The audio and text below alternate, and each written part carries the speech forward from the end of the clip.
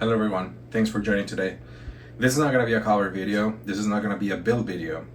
A lot of people asked me to make this video ever since John, my buddy Little Red Guitars 2, released his of all the guitars that he has right now. And I thought, why not? It's going to take some time, but I really hope you enjoy this. So stick around and I'm going to show you some of the gear that I have. So let's start with this one. This is a replica of Mark Hoppus' second generation jazz bass. I always loved the black and black. This is not the first bass I built. This is the first bass I modded. I ended up getting a square body that had the jazz pickup here, and then I just modded it so it accommodated the precision pickup in the neck position. Just like Mark's, no skunk stripe in the back. This is an all parts neck. This is when I started using all parts, so it was probably 6 years ago.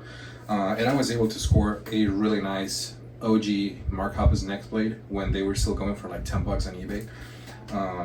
So yeah, this is one of the first basses that I have owned. My very first bass is not even here. One of my cousins still has it, but yeah, this is the first one that I modded. And yeah, I don't think I'm gonna get rid of this one anytime soon. Second on the list, prototype replica of Mark Hoppus's Candy Apple Red bass. Everyone has seen this bass. You all have seen it. It was on the Adam Songs video. I tried to replicate it as the first stage, which was a replica metal plate with a cancel tone up, precision pickups in standard precision with a baseline cover for these pickups.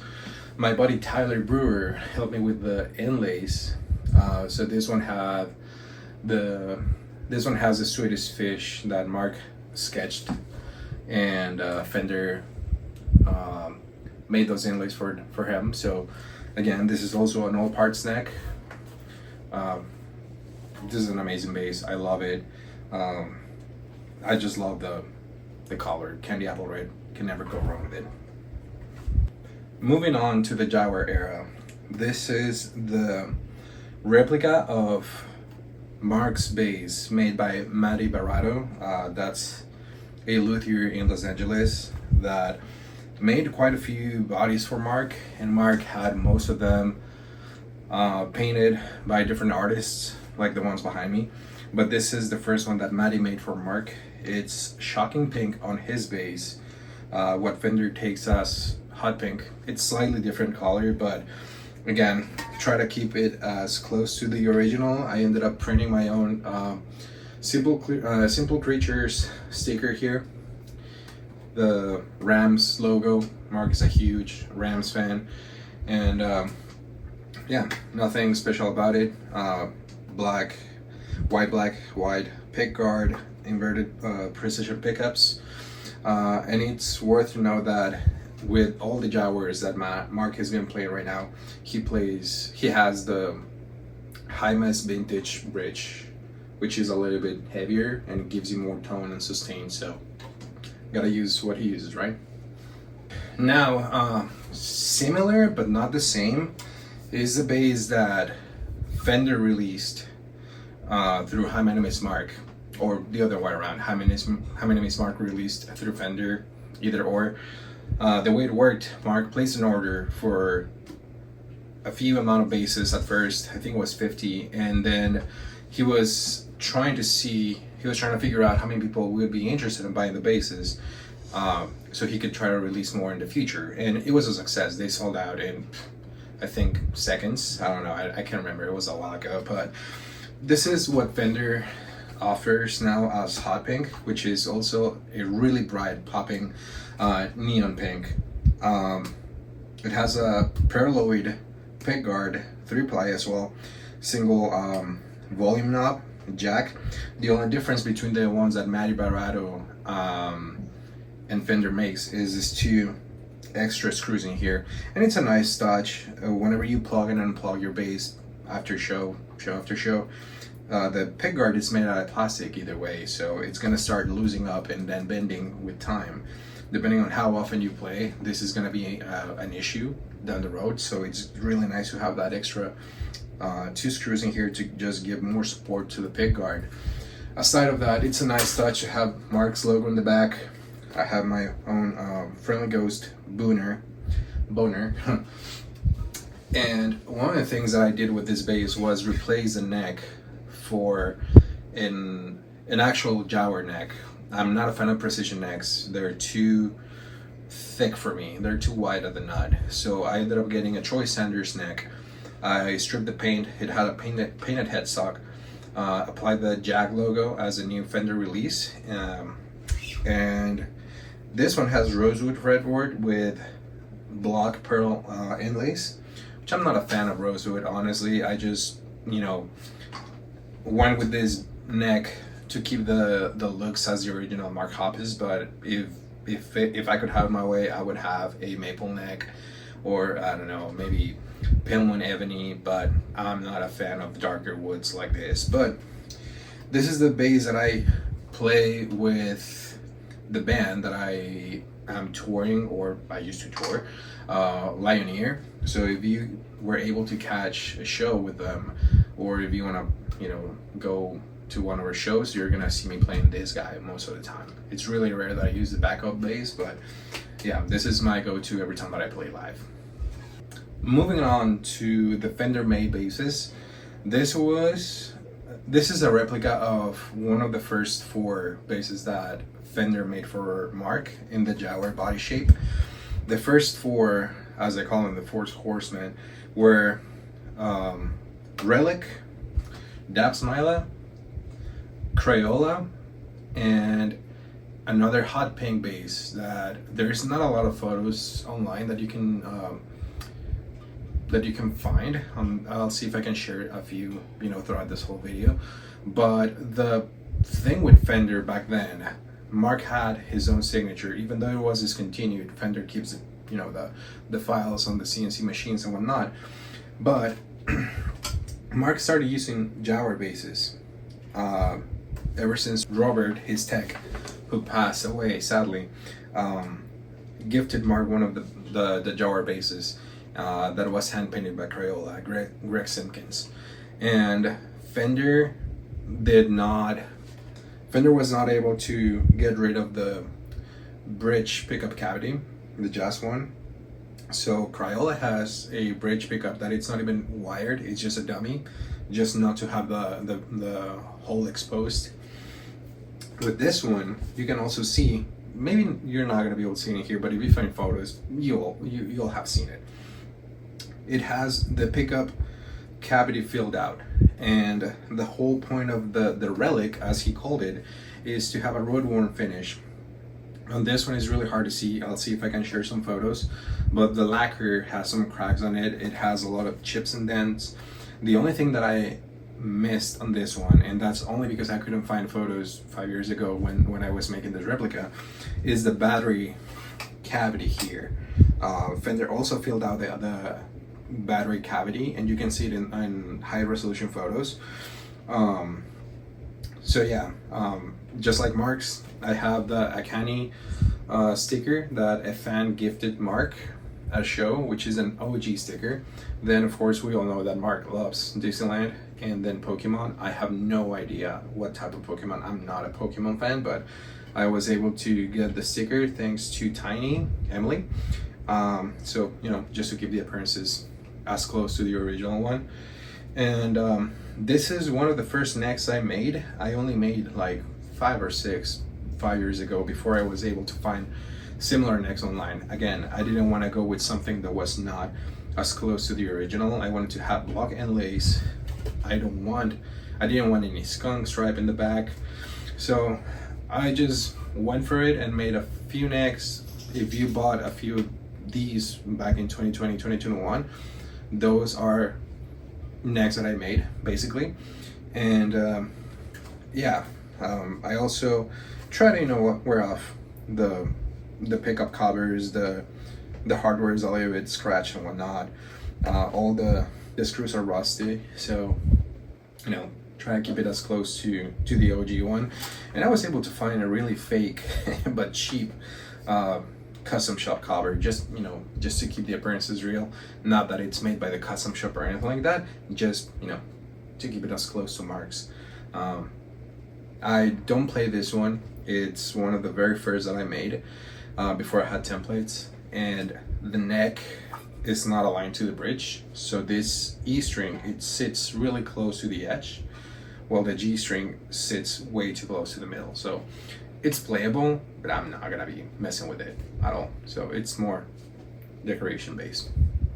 Moving on to the second body bass made by Fender, but painted by one of Mark's, well, a couple of friend of Mark's, if you will, Dab Smila. They're so good, talented artists, and I know that Mark asked them to paint a body for them, for him, and they gladly said yeah. And this is a replica of his bass. This is as accurate as I'm gonna be able to go. Has a lot of details in the front and the back, just like the, the walking hit of LSD. The flies in here, the spider with the Dab Smila logo in there, well, signature. Same thing, one of the first necks I made, no skunk stripe. Truss racks is at the heel, block inlays with rosewood, fretboard, and I even had to find neck plate, blank neck plate, but it had to be a Fender one, so it had all the stickers that Mark's bass has, so try to keep it as accurate to the OG one.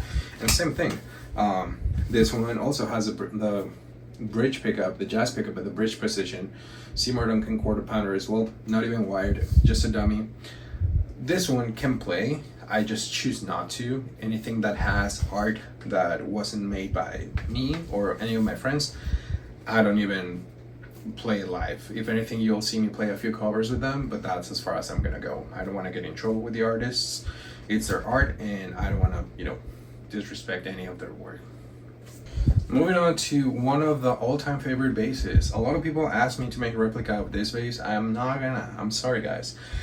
This bass was, well, it's a replica of Mark's bass that was painted by Joshua Vides.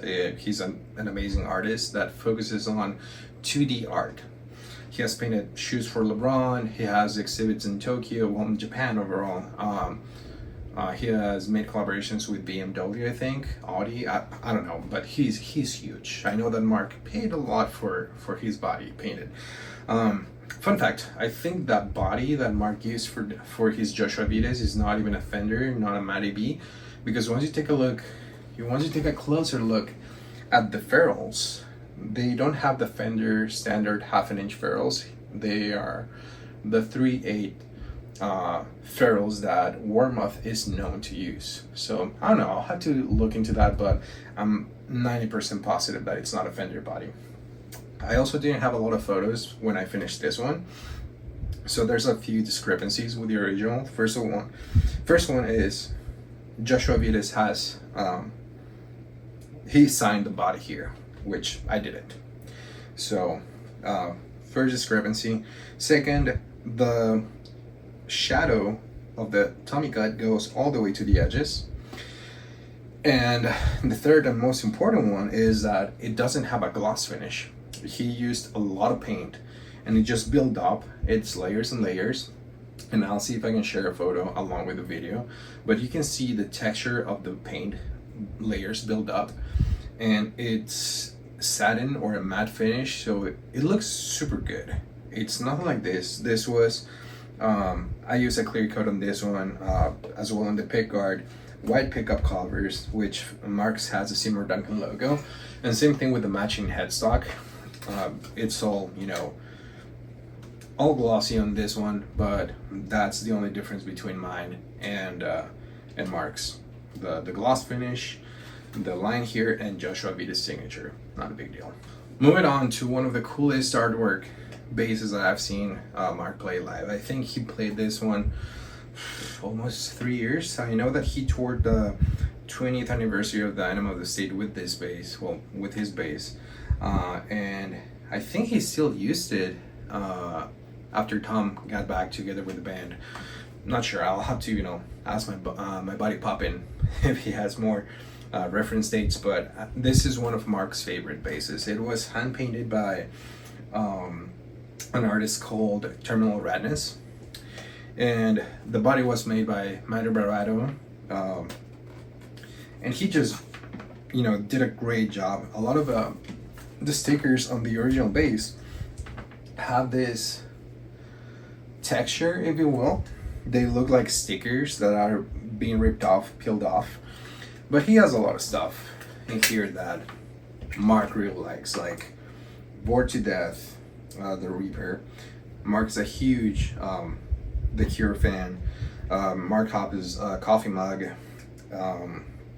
Hello There, number 23, of course. We all know that reference. And on the back, we can see a lot of stuff. We can see the Descendant sticker, Blink-182 sticker, Mark's Octopus, Down, Down, Down, San Diego. I'm not sure if this is resembling Atticus, but this is Terminal Radness self-portrait, if you will. Dinosaur Jr., which is an amazing band, and Mark is a huge fan. No Future, and some of the Easter eggs, or you know, the fun things about this vase.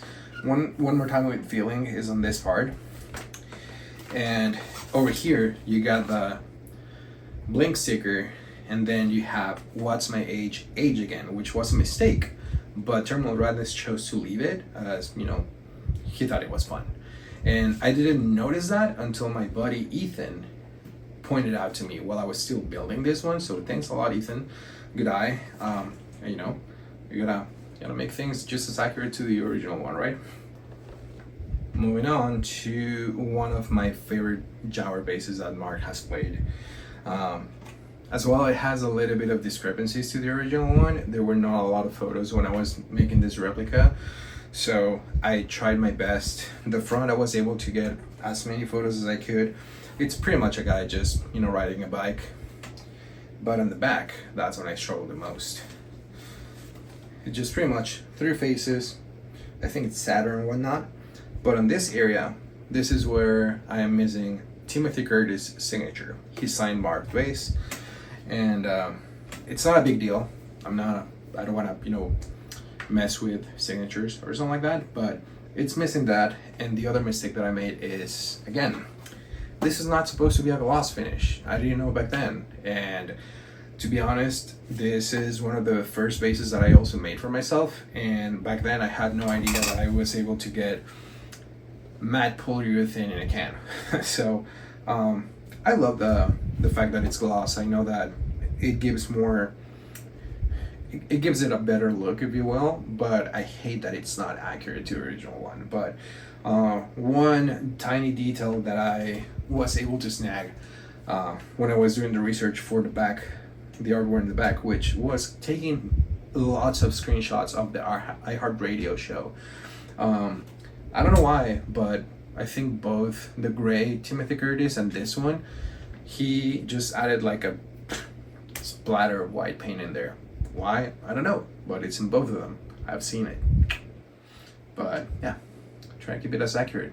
Now it's time to go with the Jaguar bodies that Fender started making for Mark.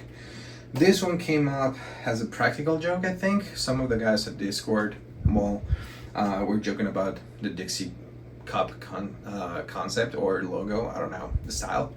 And I think the R&D department, they just decided to make one for Mark. Matching headstock, which is just a sticker, well, a decal, vinyl. And same thing on the body with a 1-ply perloid pickguard, which is really hard to find. There's no black, white. Perloid is just perloid. And both Mark's and this replica, you can still feel a little bit of the, you know, edges of the sticker, but it's nothing that will, you know, affect your playability, even though a lot of people were giving crap to Fender for that. But dude, like, what the hell. For this one, I was able to snag 3 or 4 necks like this. They're square necks, short scale necks, but they do have rosewood fretboard with block inlays, actual pearl inlays. So I was able to snag a few of them, and I was like, holy crap, I'm gonna use them for my personal replicas, because I was tired of making that type of neck, and I think they play amazing. I became a huge fan of short scales. They're more comfortable to play, and being a Jaguar neck, it's also super thin. I love how it plays. This is the one that I have at my new place. This is the one I jam when I'm bored or when I gotta practice before a show and I'm not here in the old house or in the studio. So this is the one that I have at my new place, and just plays amazing. I really like the feel of this Fender Squire necks. Now it's time for the fun one, the Speed Racer one. This body was shipped to, well, not this, Mark's body was shipped to the UK to an artist called Thumbs, and he did a freaking amazing job. You can see Speed Racer here, Bart Simpson and Garfield, splitting face, and the tiny little devil with a Blink 182 Dammit and 182 tattoos in here, as well with this guy. I'm assuming that it's some sort of alteration or version of the Blink 182 bunny, but I love it. Matching headstock, of course. It's just a straight up painted headstock with the logo on top. But this is where the fun part is. He did a great job with the atom bomb, if you want to call it, with the smiley logo in here, some flowers, some dots, which is freaking hard making replicas that have random dots, because you gotta, not you, I had to pretty much measure where every single dot was, and I have really bad OCD. I'm pretty sure I'm in the spectrum. I'm either autistic or something like that, but if I see something that it's not as accurate as it should be, it's never gonna stop bugging me. So I was really concerned about having this full ride. Same thing, short scale, square neck. I had to move the ferrules a little bit up, and this, a lot of people ask me why I did this. The reason is because Thumbs did it. Thumbs didn't know that ferrules were gonna go in the 4 holes when he got the raw body, so he just decided to tape it up, and then he painted everything, he finished the artwork, and he peeled off the tape, exposing the bare wood, which is amazing. I think it's one of the funniest but coolest mistakes ever. I don't even call it a mistake, but I had to replicate it. I had to replicate the bleed through the tape. And same thing, when he masked the black and yellow here, there was a lot of bleed on Mark's body. I had to replicate very carefully all the specks of, you know, black paint that bled through the tape. On his base, blank neck plate, so I had to go same thing with me. Now I have one of the coolest bases that I've ever made a replica of, and in fact I've made 2 of these replicas, but the other one was made for a good friend of mine that everybody knows, Ian Grushka from New Found Glory. As soon as he saw this artwork and he saw that I made the replica, he freaked out and he reached out to me. He's a good friend, so he just pretty much texted me. He was like, dude, I want you to make me a replica. And I was like, no, dude, I can't do that. Like, I don't have permissions to make replicas for anyone else. Like, I'm sorry. You would have to talk to the artist and ask him. So Ian being Ian, started, you know, pushing. And he was lucky because I ended up being good friends with Phil, Burrito Breath, which is the artist that made all the stickers, because on Mark's base this is not painted, they're all stickers. Phil was kind enough to send me one that didn't fit on Mark's base. It was the last banana, so they were all stickers, and you can still feel the edges on Mark's base. I've seen it. But Phil sent me one, and I asked him, dude, like, Ian from New Found Glory is asking me if I can paint his base. He ended up getting a Daphne Blue from Fender, from Hyman Mark. And he said, yeah. And of course, same thing I tell all the artists before I paint them, before I paint the replicas. I guarantee that I'm not gonna play any of these basses live. I may play covers here at the studio or maybe at my new place, but these basses are not gonna see the light of stage ever. This is my practice bass. Every time that I gotta rehearse with Lioneer, I play this one. Same thing, square neck, Jaguar neck, super thin, block Inlays, short scale. I love it. But back to all the fruits, like they're all super stone, and I freaking love it. Fender basic neck plate, and this was also made after Mark had beaten cancer. So for Mark with Love, Burrito Breath 2023, keep on blinking, the stoned blink logo. This is just an amazing bass. I love it. And Ian has a second one that I've made, definitely the only other one that I'm gonna paint of this version. And Ian also has it hanging at his place. So thanks a lot, Phil, for allowing me make my replica and Ian's replica. I gotta say, it's on my top 3 of all-time Mark spaces. And now we got la crème de la crème. I don't know how the freak you say it, but the nicest bass, the coolest, the most vibrant artwork I've ever replicated. This is a replica of Mark's JP Tron Walker Pokemon bass. I don't know, there hasn't been a pin release for this one. I'm just gonna call it the Pokemon bass.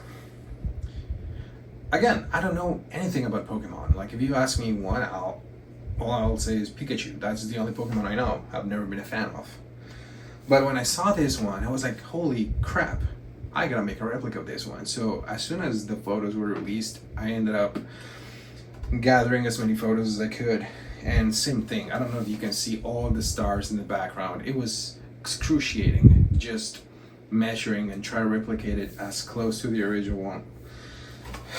The back was even cooler, all hand painted by my buddy Jeremiah and Florida, JP Tron Walker. Dude, you did an amazing job. I hope that I made you proud with this one, but I know that for all the other artwork races, I said I was never gonna play it live. With this one, I ended up playing a show with Lioneer, and it was at Soma, you know, Soma San Diego, where all the bands play. So I reached out to Jeremiah, and I told him, dude, feel free to say no. Can I play that bass at Soma? He's like, by all means, you can play it as many times as you want. It's the only time that this bass has seen a stage, and it's probably gonna be the only time that I'm gonna play this one live. I loved it. It has an all parts neck, so it feels a little bit chunkier than the standard Squire Fender necks. But it was so cool seeing this bass, you know, under the stage lights, and, you know, just sounds amazing. Nothing much to, you know, say about it aside of the single volume standard Hoppus configuration, inverted precision pickups, and just the Jag logo on the top. So this is an amazing bass. I love the original. I would love to see the original one at least once in my life, but yeah.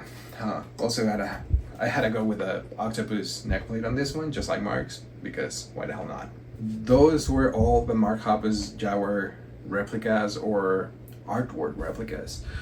No, I'm not gonna make one for you. You can offer me as much money as you can if you want. Once I got offered $8K for the Terminal Radness replica, and I said no, I don't want to get in troubles with the artists. So please, I don't want to be mean or anything. Do not insist. I'm not gonna make replicas of these basses for everyone. I don't want to end up having trouble with any artist. These are just gonna live on this studio for as long as I'm still living here, but they're gonna go to my new place. They're gonna live in the living room or the whatever the studio place is gonna be. I'm not gonna play them live. Aside of Burrito Breath, it's gonna be my practice bass, and the Dixie Cup bass is gonna be my bedroom practice bass, if you will. But let's move on to the next basses. Okay, so this is not a Mark Hoppus bass, but it's a Mark Hoppus inspired body, because I love Jaguars. They're, to me, the most comfortable body shapes to play, especially if you're gonna be playing live, or in my case with Lioneer, if you're gonna be playing 3+ hour sets, this is a go-to.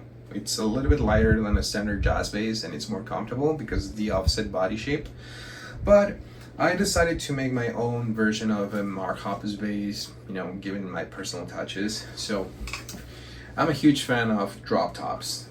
It's not really easy to see through the camera. You have to be in person to fully appreciated, but this one has a quilted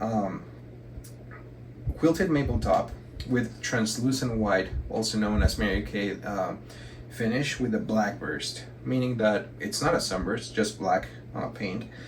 All black hardware. This one has a Badass 3 by Leo Kwan.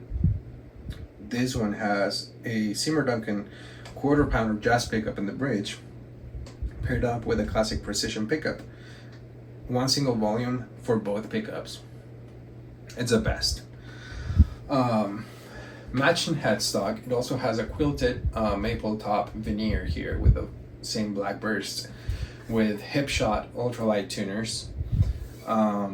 And I was lucky enough to score a full scale length maple neck with no binding, which is the same issue that I had when I was looking for the other necks. All the block inlay necks, they do have binding. Rosewood has white binding, this one would have black binding. No. I was lucky enough, no binding, just black block inlays. What I ended up doing was adding lumen lay side dots, same thing as my hot pink Fender bass. These are amazing if you're playing live, because on low light conditions, as long as you flash them with an UV light or you expose them to direct sunlight for maybe half an hour or so, you're gonna have a full night of glowing dots, so you're not gonna miss a note when you're playing live. So I love the no skunk strap in the back. I'm not a huge fan of the trouser axis in the top, but whatever. It already had this whole carved here, so it's not a big deal, but I love how comfortable this bass is. It's super light, despite having the bent quilted maple top and having an older body with my body booner here, black hardware. This is such a light bass. I don't even know how much it weighs, but I'm curious now to find out. But in between the Hyman and Smart bass and this one, this is way lighter. But the sound, that's where I have to go biased towards the Hyman and Smart bass, because that one has a classic punk rock tone, if you will. Having the bridge pickup here makes it more versatile for different type of musics or covers, if you will. But if I try to play any Blink song with this bass, it's not gonna sound just as accurate. No matter the pedals, no matter the distortion or effects, this pickup just cancels the whole Mark Hoppus tone. But I love it for other type of music. But yeah, this is number 2 bass. This is my backup bass when I play live or when we go on tour. I played that bass, the Hyman Smart bass, the hot pink, probably 3 shows in a row, and then I give it a break playing this one, and then I go back to the other one after I swap the strings as well. Going back to Fender basses, nobody can live without having had a jazz bass, standard jazz bass. I made this black body, straight up black, no big deal about it. Through body string, Burrito Breath, I think. Yeah, I paid Burrito Breath $1, and all I got was this stupid fucking sticker. Love it. Classic Fender neck plate. Nothing crazy about this one. Made in Mexico neck, jazz neck. This is my go-to. Like, I love maple necks. I love the feel. I love the thickness. And of course, 2 quarter-pounder jazz pickups, neck and bridge position, single volume. You don't need a tone. You don't need individual volumes. If you think one of them has a higher output than the other, the only you have to do is bring the pickup higher or lower. If the bridge pickup has a higher output than this one, just bring it down closer to the body. You're gonna reduce the output. It's like turning the volume down. A lot of people freak out. Don't. And aside of that, my body booner here, high-mass vintage bridge on this one, and just like with all my basses, I love super low action. I love pretty much having a fret buzz when I play, if you will, but it just makes everything so much easier. I don't have to press as hard down when I'm playing live. So yeah, this bass, you've seen a lot of covers that I played with this. I love it. It's jazz bass. Now with the Franken bass, it's a standard jazz made in Mexico neck maple. But I went crazy, and I've always been a fan of the sound of Music Man pickups. The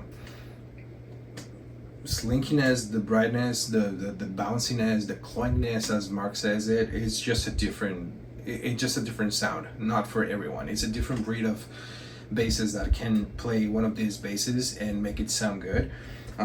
So I ended up going with, I made this Ernie Ball body thanks to my buddy Relic for the template. I wanted an all white bass with black hardware, so I ended up going all white, black hardware, string through body. People asking why 2 battery covers. No, this is the actual battery cover, and this one holds a preamp in here because the space inside of this cavity is not big enough to fit the Seymour Duncan. I forgot the name of the preamp, but it doesn't fit here. So you got a push-pull for active passive, master volume, then low, mid, high. It's a beast. You've seen maybe 2 videos that I cover with this from Dance Giving Dance, and this bass sounds amazing. I would love to play it live, but again, it's a different breed, it's a different style, it's a different sound that not everybody's a fan of. So it's just a great bass. And now talking about Drop C, another amazing Fender shaped body. This is a jazz body. Geddy Lee neck. This is the most comfortable neck I've ever played. I'm not a huge fan of the black binding, but I love the maple with black block inlays. But this one has a slim C, so this is the slimmest neck they're ever gonna find. Super thin. It has a Geddy Lee signature in here. If you don't know who Geddy Lee is, please stop this video and go Google Geddy Lee right now. This one has a Sherwood green metallic finish, single volume for both of them, black hardware, but the pickups are the ones that make the difference. These are humbuckers by Kiesel guitars. They're radiused, meaning that the top on the pickups is not flat, it's curved. So that mimics the radius of the fretboard and the bridge, as you should know. The bridge saddles should have a radius that matches the fretboard, meaning that the height on each string in relation to the pickup is even. So every string is going to have the same output. You need to do very little adjustment with these pickups, and they sound amazing. Sadly, unless you play something really funky, really jazzy, these pickups are mostly intended for metal or really hardcore music. I've had a few videos as well that I covered with this bass, and I just love it. It's passive and it sounds amazing. If you pair it up with a really good pedal like a Dark Glass or a I don't know, Quad Cortex effects, this is gonna be your go-to if you like metal, if you like hardcore. I wouldn't have a second thought about Kiesel pickups, or if you want to grab a Kiesel bass, by all means. They're expensive, but you get your money's worth. The Non-Fender bass that I made, everyone knows Bad Religion, so you know Jay Bentley, you know who he is. He played a Schecter, 80s Schecter for the longest time, and he beat the crap out of his bass. That bass was the bass that I wanted to get when I was growing up, when I was maybe 13 to 15, before I started getting into Blink. I was more into punk rock before Blink, and that bass was my crown jewel. Of course, it was never going to be available for sale or anything, so after I started making replicas and whatnot, I was like, why not? I want to make one for myself. I want to have a Jay Bentley Schecter bass. So it was an old school, an 80s Schecter Telly body that had a jazz pickup at the bridge that Jay just decided to get rid of. He replaced the pickups for DiMarzio's precision pickup. When I was finishing this build, I wasn't able to find a badass, the original badass 1 bridge that he eventually spray painted black. So I ended up going with the badass 3, which is the same size and same 3 mounting screw holes, just like Jay, 2 different strap lock locations. He likes to use this one, so he liked using this strap lock so the bass would hang a little bit lower. I try to replicate all the wear in the fretboard, which I think I should have gone a little bit heavier. He got rid of the pick guard after a couple years, and he just decided to go full output from the pickups to the jack. No volume pot needed, no tone pot needed. All the scratches, the sticker that he had at some point here that said "Canadian girls kick ass." You can see the marks from where the pick guard used to be, where the forearm cut should be, the fake binding, and he also had a Rat sound system emblem here. So I just decided I couldn't get it, so I decided to just replicate the wear around it with the mounting holes. And there was a tiny inscription on his. There was a name that I don't remember right now that I did not want to replicate because I wasn't sure about the name. I've seen just really low quality photos, so I was like, this is as close as I'm gonna get, and I love it. The old Schecter logo. And one of the tips that he told me when I started talking to him about this bass, he used the old school Schecter tuners, which are super heavy, but he used a black string tree with the black ferrules for the tuners. Aside of that, it was a really weird body on his, because despite having a flat top in the back, no forearm cut, it did have a tummy cut in the back, and it had the roundovers. You can see the wear as well in the back. So I just think this is a super freaking rad bass. This is probably the only precision bass that I have right now. My other precision surf grain bass lives at my bandmate Mike's place. He uses it to track his music, so by all means he can have it for now. This shell pink mod shop bass was gifted to me by Ian Grushka after the show that they had at the observatory in San Diego in 2024. Our buddy Brian Ward, which was teching for him at that show, made me give him the basses, do the handovers and handoffs while he was playing, and in between songs I would just go on stage and take the old bass and give him the new one, and I was just crapping my pants. I was really nervous. But after the show, he gave me this bass. I was taking it from him because they were done playing, and he just hugged me. He was like, "Enjoy your new bass." And I was like, "What the hell?" And people were looking, like part of his crew were looking at me like, "Did you hear what I say?" I'm like, "I did, but is it for reals?" And last but not least, I'm not a guitar player at all. I cannot, for the love of life, play a song on guitar. I suck. But my buddy John, Little Red Guitars, thank you so much for making this video, inspiring me to make this video. He and I started talking about potentially building a bass for him, and at some point he offered a trade. He was like, "I don't know if you've seen the Koa guitar, make me a bass and we can trade." I went all in. You've seen that bass, is the purple one that he owns, the quilted maple purple one. And as soon as I got this one, I freaked the crap out. I love this guitar. You can tell that it's such a great guitar by the weight of it. It has a mahogany body with a flame Koa top, which Koa, if you don't know, it's an exotic wood. I think it's only grown in Hawaii, and at this point it's an endangered species, so you cannot have access to it as easy as before. So the fact that this one has this amazing flame Koa here, just like, God, like, not everyone is gonna have access to Koa at some point. And the other super cool thing is that it has a full rosewood neck. Again, not a fan of rosewood, but look at this. When are you gonna find another one-piece rosewood neck with the Fender logo engraved in here? It's not a decal, it's just engraved. It's perfect.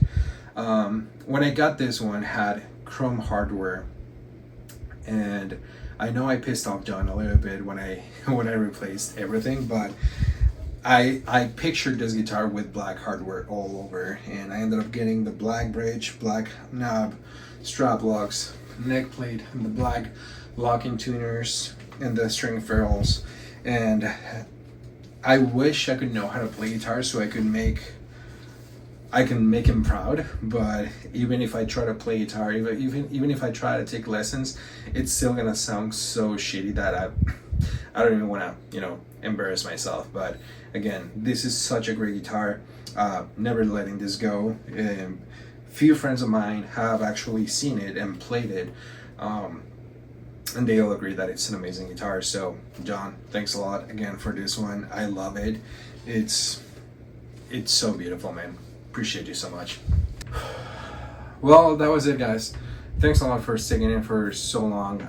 I know that it took longer than expected, but I try to be as quick as possible, giving you a quick run through of all the basses that I have, even though these basses are never gonna see a stage again.